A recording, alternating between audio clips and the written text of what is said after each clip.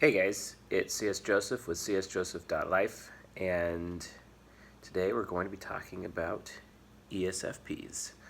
So, the next video, the sixth video in the 16 personalities series, where we basically be doing deep dives into the cognitive functions and an overall personality type profile for each of the types. Today's is the ESFP, also known as the extroverted sensing feeling perceiver. So, I got my trusty whiteboard as usual, and let's start. I realize these have been like 30 minutes long or so, but we got a lot of information to cover, so hopefully today's will be a little bit shorter. Let's find out. Alright, so the ESFP, extroverted sensing, feeling, perceiving, they are known as the entertainer. They are part of the starter interaction style and the artisan temperament.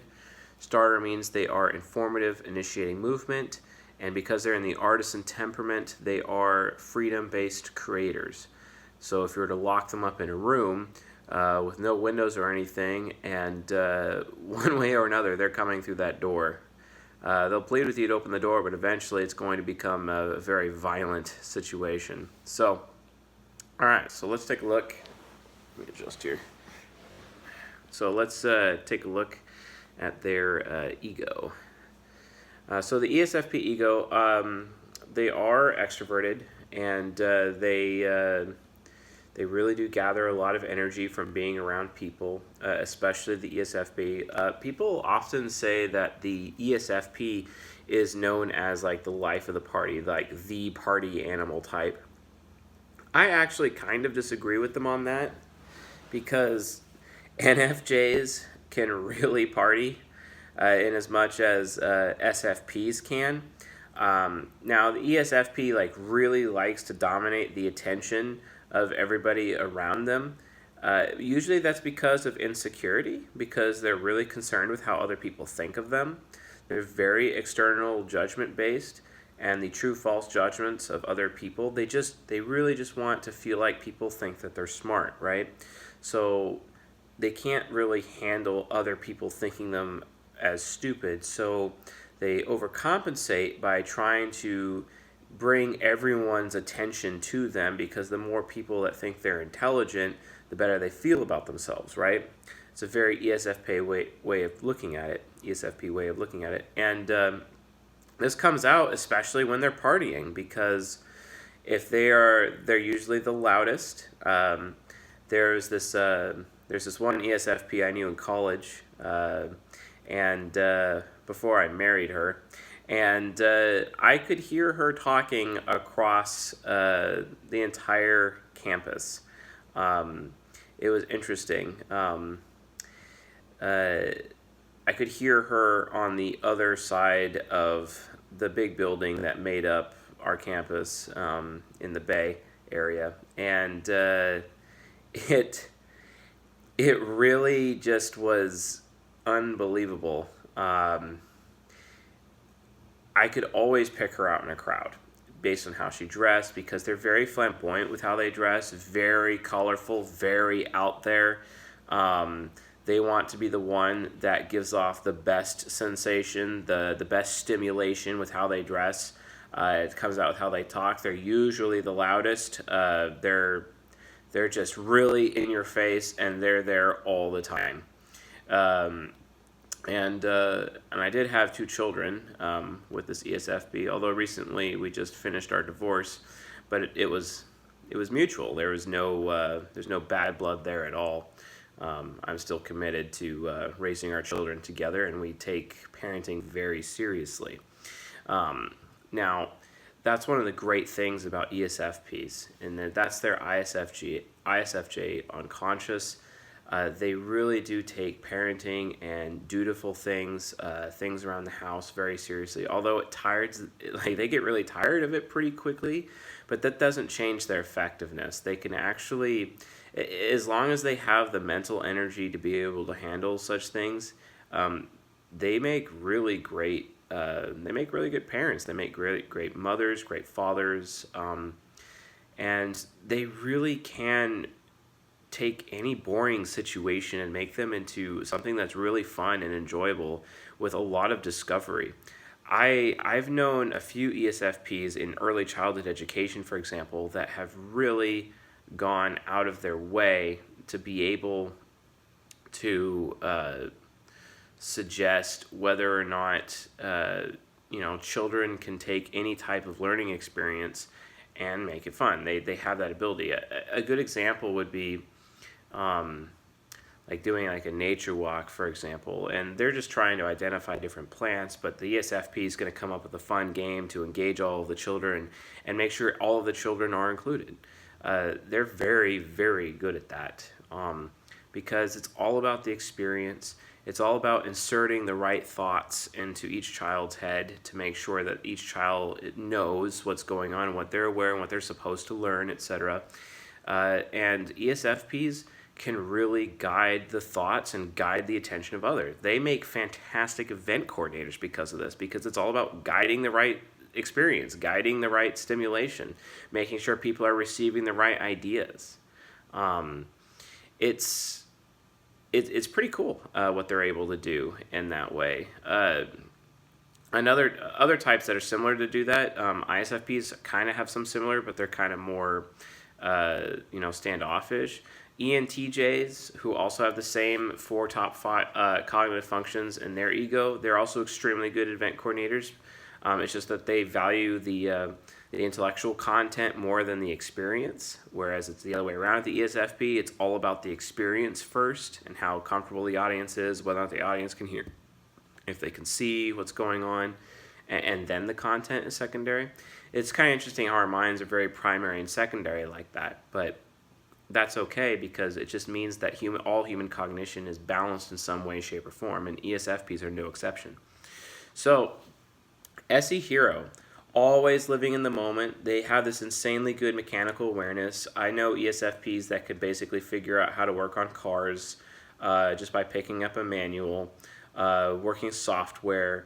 This is going to sound weird, but I actually know some ESFPs who are electrical engineers. Why? Well, it's their INTJ subconscious that intellectual mode kicks in. And ESFPs can actually be extremely good at calculus and extremely good at physics and really, really high-level math. Believe it or not. A lot of people don't get ESFPs a lot of credit. A lot of people say ESFPs are stupid. They're not, actually. If you give them the opportunity to take the time to actually read and research their material, they can regurgitate that material in such a way where they have this insane mastery of all of the reference points within the material, and then apply it to their mechanical aptitude through their extroverted sensing hero, and they really can command the physical environment through mechanics and whatnot, physics, etc., in ways that most people don't even realize. It's like adding practicality to the science of physics. It's like, okay, yeah, we're doing math on simple machines now, but here's an actual simple machine and how it actually works as they hit you with a broom. For example, ESFPs are very hands-on. They are just as hands-on as ESTPs, but they really do it in such a way where they're able to get others involved with them and stimulate the learning of other people. They're not trying to so much get people to value the experience as much as they're trying to get people to think about the experience and causes those others to become more intelligent around them. A lot of people don't realize this. To them, it's just ESFPs are just airhead partiers. But that's not even remotely true. And to go even further, like especially their TE child, because with their TE child is how they're able to master mathematics and physics and whatnot. When they approach sales, it gets even stronger.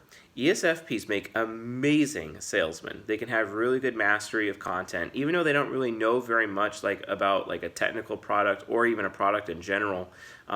They're master salesmen because they always make everyone feel comfortable. They always make sure that people are able to hear and see the message, and they're able to convey the message in a way that stimulates other people's thinking, and that they provide statistics and analytics that also helps people understand what their return on investment is, total cost of ownership, all those metrics that they would need to actually be able to close a deal. So if you're an ESFP and you don't know what you want to do for a career, I recommend sales. Seriously, you'd be really good at it. A lot of people don't understand that that's what they can do, but they can. Also, ESFPs, like I said, are really good at physics. They're really good at high-level math. They have a lot. They actually do have some financial mastery, not so much in managing their own finances, but managing the finances of other people, right? So they're able to, I've known a few ESFPs to be branch managers of banks, to be outstanding personal bankers. I even knew one who used to be an accountant, and as long as they were organized, they're amazing accountants. That TE child is just extremely strong. The problem really centers, the reason why ESFPs get a bad rap is because they have a hard time finishing what they start. They're constantly starting new things. I know one ESFP that went to college 5 times, like to 5 different colleges. They still haven't finished their bachelor's degree, and they're on their 6th run now, right? And it's taken them probably 13, 14 years to figure that out. But that's how ESFPs are. Like, oh, I'm going to go try banking, or oh, I'm going to try early childhood education, or oh, I'm going to try electronics engineering and technology, or I'm going to try physics. They just want to figure everything out. No one experience is limited. It's because, why do they do that? It's because of NI inferior, because just like the ESTP, they're very insecure with what they want. They need to have that freedom of choice. You have to give them that freedom of choice. And they have to spend so much time trying to find out what everyone else is doing first in order for them to figure out what they want to do. This can lead to failure to launch syndrome, analysis paralysis, for example, where ESFPs just get caught and stuck in this data gathering mode where they're not able to stop gathering data because they just give in their fear. They're so afraid of wanting the wrong thing. They got to gather all that data so that they know what they want to do, but they can get stuck gathering all that data and then they don't even know what they want to do. Now let's talk about FI parent a little bit more. We haven't touched on that as much. FI parent is a very interesting cognitive function. It's about ESFPs being responsible with their self-worth, their sense of self-worth, how they feel. It's their moral decision-making, what an ESFP believes is a good or bad thing, basically. And they always could tell you how they feel about everything, and they always instantly know. Like, they have super quick thinking on that. Good, bad, good, bad, good, bad, good, bad.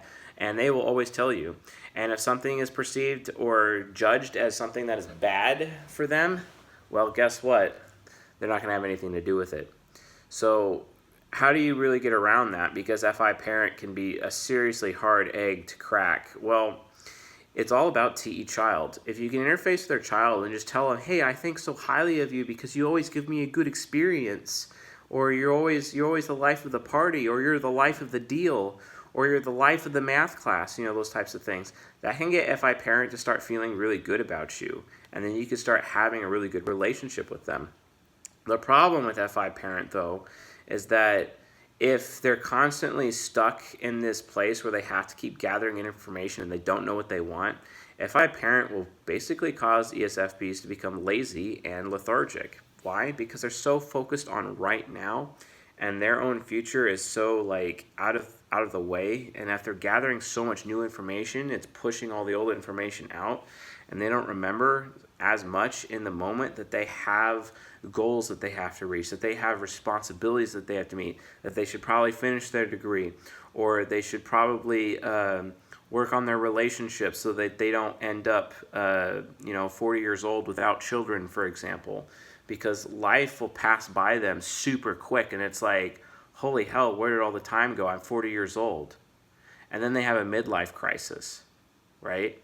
ESFPs, it's very common for ESFPs to have midlife crises because they're so focused on right now, and they have a very hard time looking to their own future because they get so afraid. And that fear gets worse because they're constantly trying to manage how other people are thinking about them, because that's where they draw their self-worth. An ESFP draws their self-worth based on how others around them think of them. If others around them don't think of them well, they're going to be stuck in the SE hero trying to gather information to try to figure out what they want to solve that problem. It just becomes this endless loop for them. So what they need is someone to basically, they need someone to support them, basically. and someone who focuses on how they feel, someone who's willing to let them have the freedom to do whatever they want, someone who's willing to share their thoughts with them, give them options about possible futures for them to take. Similar to how the ESTJ does that for the ESTP, this would be something like an ESFJ would do for an ESFP. The ESFJ would constantly support the entertainer because they're known as the supporter. And they're all about making ESFPs feel better. They give them what they want. Also, SE Hero needs people to be loyal to them. They absolutely need loyalty. Because sometimes the ESFP is aware that, they're not always the best person in the world, especially when they get lazy. They know it. They know that they can become stagnant and there's like a lack of movement, a lack of progress being made, etc. And when that happens, the ESFP, they know they're doing it. So they need people to be loyal to them for when those times actually come, when those stagnant times come. Because without that loyalty, they don't have anyone they can depend on. And in as much as everyone tries to depend on the ESFP, in reality, the ESFP is trying to find someone they can depend on because that's what they need. That's how they function.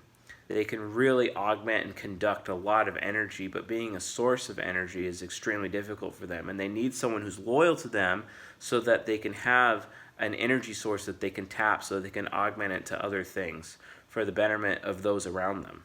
So let's look at SI Nemesis. SI Nemesis is very similar to ESTP's SI Nemesis. They get caught in the past pretty easy. They're very worried about their personal safety. They're worried about, they get very nostalgic when they're depressed. They worry that their childhood wasn't good enough. They worry that the memories that they have are not going to be very memorable later. So they're constantly trying to use SE Hero to make new memories with other people so that they can get over their and new experiences so that their SI Nemesis doesn't bother them as much because they're worried that the experiences that they have are is that it? Is there more for me? Shouldn't there be more for me to do? Shouldn't I become a better person or be more? They get really stagnant. ESFPs typically want to travel the world and see the whole world, but they can't at times, and then that causes them to become super depressed because they aren't able to reach those dreams that they had when they were a child. And that's what SI Nemesis does. It constantly reminds them of that. So they have to be the life of the party with their SE Hero to be able to generate those new experiences in order to make the pain and worry of SI Nemesis to just go away or to be managed, right? So that's why when you have an SI user around them that's loyal to the ESFP and has a relationship with them, that SI user is like, okay, hey, let's go do this, or let's go have this experience, or I want to have this experience over there.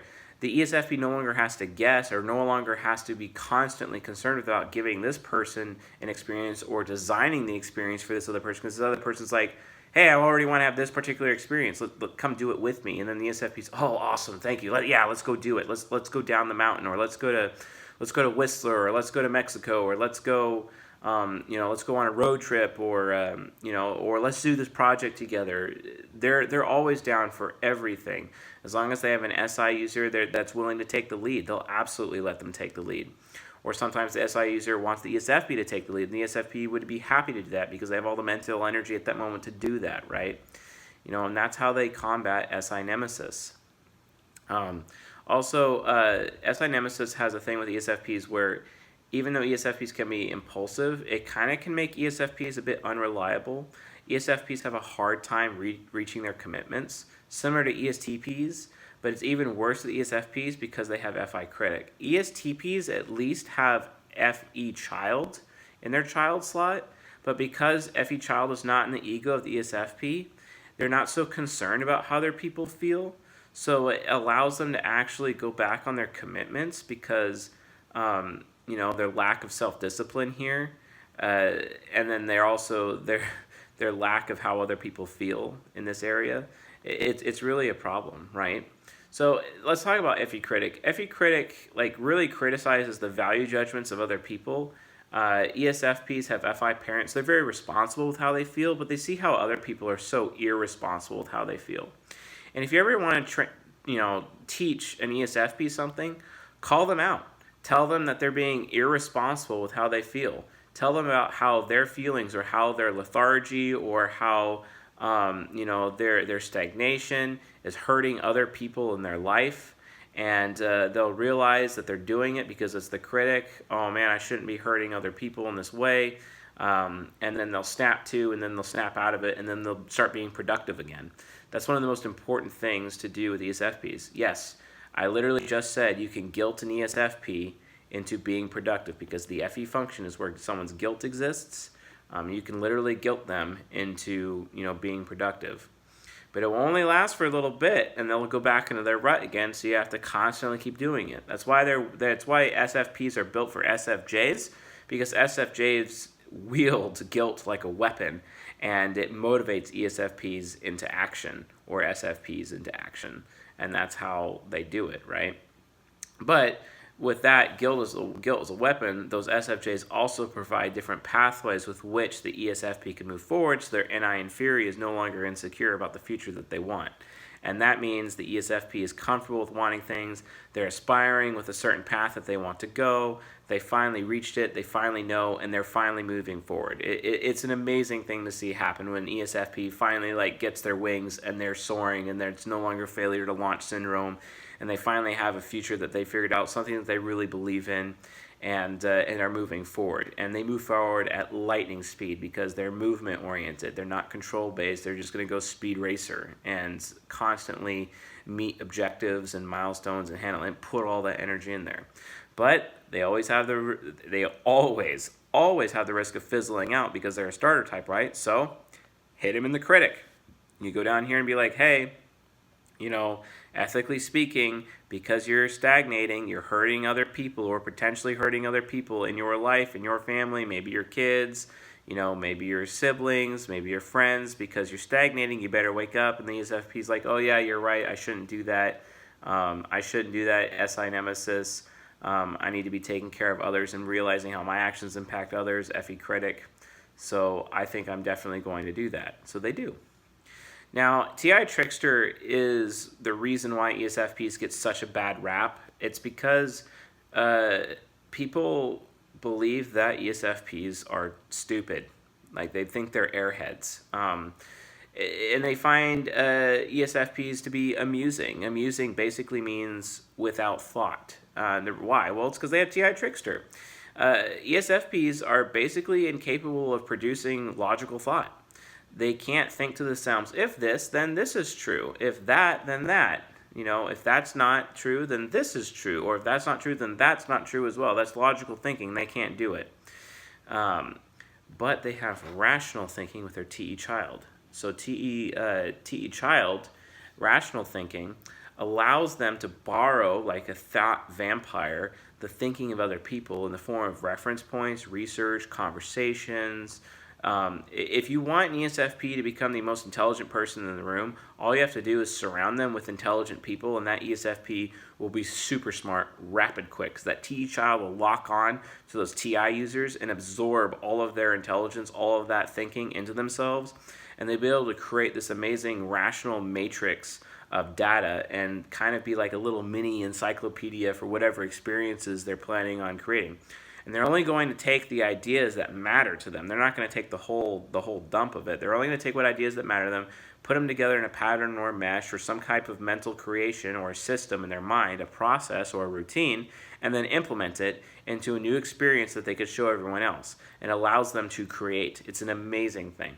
That doesn't mean they're stupid, guys. It just means that they have to be around intelligent people to become more intelligent themselves, to be able to, to be rational. Because an ESFP is very rational, and they can communicate in statistics and data and research and provide that information. They may not be the source of that information. They're just taking that data from other external sources and putting it together. And that's rational thinking. Logic would be the source. And one more point about FE Critic I forgot to mention. ESFPs that are young, they literally walk around believing everyone else is a bad person. Because their FI parent is so responsible with how they feel with their self-worth, they walk around believing other people are just bad, that they're actually immoral people. They think that the world is mostly full of immoral people, and they're one of the few moral people. Eventually, though, as ESFPs gain in years and wisdom and knowledge and maturity, eventually the ESFP realizes that's not the case. But for the most part, they can be pretty jaded towards the feelings of other people, to the point where it's not that they're going to come off cruel. It's more that they kind of come off crass. It's like, yeah, I don't feel you should be thinking about that, to the point where they may even accuse the person of being stupid, or they may accuse the person of, being a bad person, or, unethical. You're not a good person because you didn't have the loyalty or the commitment needed to have that relationship, or you abandoned those children, or you abandoned this home, you abandoned the family, you abandoned the community, you're an immoral person. Those judgments exist with FE Critic. But because they hold themselves to such a high ethical standard, you can always call out an ESFP on whether or not they're breaking their own ethical standard, which is very common and easily done. And the ESFP will always snap to, listen to what you say, and they will change immediately because they take that high ethical standard very seriously. Absolutely very seriously. So, and the bottom, NE Demon. NE Demon exists to screw over everyone else's future. Everybody's, even people in their own family.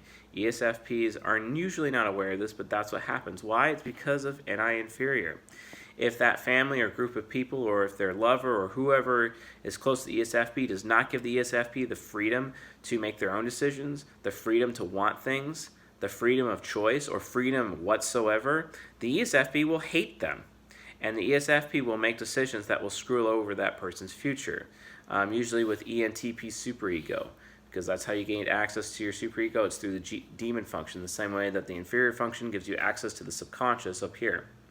Which we talked about the INTJ subconscious and how it's very intellectual and gives them the ability to do like calculus or amazing things with science and physics. It makes ESFPs really brilliant if they can really develop that side of their mind. But from a superego point of view, the ENTP, what they'll do is the ESFP will lie in wait for the opportune time to strike. And they will strike when you least suspect it. And they will hit you where it hurts the most. The saying of how's the best way to hurt your enemy? It's not to kill him, but it's to attack his heart. That's what the ENTP demon will do through the superego. It will attack your heart. And the ESFP, any demon with ENTP superego will literally destroy your relationships with other people. Why? Well, because you decided to not give them enough freedom, or you were not loyal to them, you were disloyal, or that's how they're judging you in their mind. I feel that you are a bad person because you thought it was okay to betray me, and I don't want a relationship with you anymore. So I'm going to do everything to retaliate and make sure I destroy your future and all of your relationships with other people, so that you no longer have social currency or a reputation that anyone would remotely respect, and thus you couldn't be a part of our community anymore, or a group anymore, or of our friends, or you will be exiled, basically. ESFPs will go out of their way to make sure you're exiled from the group, essentially. So, that is the ESFP type profile. So, if you found that video to be educational or helpful, please leave a like and subscribe to the channel. I'd really appreciate it. If you have any questions relating to ESFPs, go ahead and leave a comment in the comment section of this video. Just remember that ESFPs can be really delicate. They exist to live in the moment. They're very mechanically minded. And for the most part, they really are good people. And they're very soft and warm people. And they just want to give people, especially those close to them, the absolute best possible experience. Just remember that in exchange, all the ESFP asks is someone that they can depend on, someone that is loyal to them, someone that can give them the freedom of choice, the freedom to want things, even if sometimes the ESFP wants the wrong thing, but enough freedom to actually do the wrong thing and then have a bad experience because they did the wrong thing, and then they'll realize, oh, I should probably not touch the fiery furnace, or I shouldn't touch the wood stove, Sometimes it's better to just let the ESFP touch the wood stove and get burned than to just tell them no, because an ESFP will test every possible boundary in the same way ESTPs do with their SE hero. They just have to know and understand why that experience is a bad experience. ESFPs, quite frankly, are willing to try anything because of that. That's why they need to be protected, and that's why SFJs go really good with SFPs, because they need to be protected in that way. But because they're being protected, they feel safe enough, they feel secure enough to do what they want and give others the absolute best possible experience they could possibly have. So anyway, I'll probably be doing another video tonight, so I'll see you guys then. Later.